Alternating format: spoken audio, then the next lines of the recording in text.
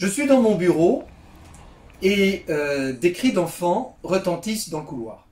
Nous savons reconnaître parmi les cris quotidiens celui qui n'est pas habituel.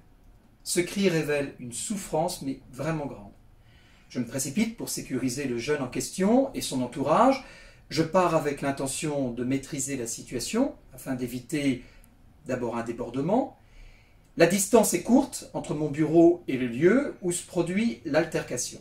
Un professeur est pris à partie par le jeune Gabriel, élève de 6e, qui peut en quelques secondes quand même passer d'un calme olympien à une colère terrible. Il a suffi qu'un camarade chuchote ces mots blessants, dont il connaît le pouvoir, sur Gabriel pour qu'il perde le contrôle total de lui-même en pleine classe.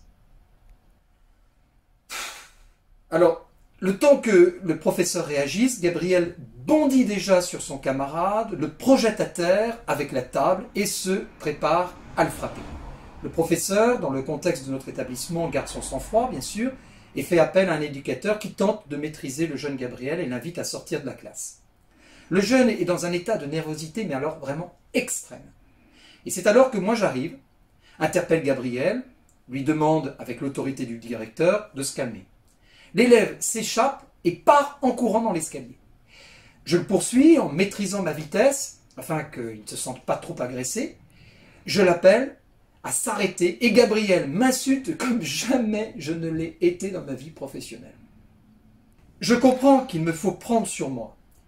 Mon seul objectif est de stopper sa course qui le met en danger et surtout je veux l'inviter à se calmer. Alors j'arrive à sa hauteur et profite d'un angle du couloir pour le sécuriser. Je maintiens ses deux bras sans serrer. Je contrôle tous mes gestes et par une voix la plus calme possible, je l'invite à me regarder, s'apaiser, se poser. L'enfant continue de m'injurier en criant, me demandant de le lâcher. Je lui réponds doucement que je souhaite le mettre en sécurité le temps qu'il se calme. C'est alors que le ton de sa voix baisse, mais pas la colère. Et il me griffe profondément en insistant sur la main, de manière répétée. Je continue à le maintenir calmement. La maîtrise de soi, dans une telle circonstance, ne s'improvise pas. Elle s'apprend. Nous savons que nous ne pouvons pas tenir longtemps. C'est donc par prévention que je demande au CPE de me rejoindre. J'ai lâché Gabriel et le CPE a pris le relais en le sécurisant et en contribuant à son apaisement. J'ai pu tenir 8 minutes, mais on ne peut pas tenir plus longtemps.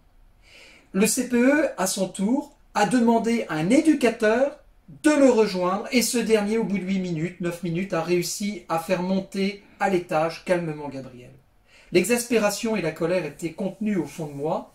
Je devais accepter de lâcher prise, faire une partie du travail et m'en déposséder. Je suis sorti donc dans la cour pour décompresser. C'est bon de toucher les limites dans l'éducation que l'on est en train d'exercer pour le bien de l'autre et de laisser le relais. C'est excellent, mais c'est dur.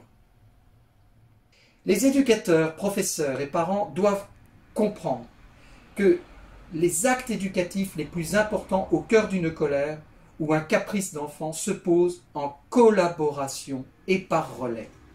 Ainsi, le jeune se trouve devant un monde d'adultes qui s'unissent pour l'aider à se construire. L'adulte a besoin de connaître ses limites pour laisser son conjoint ou collègue achever ce qu'il a commencé. Pour finir, Gabriel est revenu me voir le lendemain matin. Avec une voix beaucoup plus douce et un très beau sourire, il a su me demander pardon et merci. Ce jour-là, Gabriel avait grandi et appris qu'il pouvait croire en notre respect pour lui. Franchement, il en avait besoin.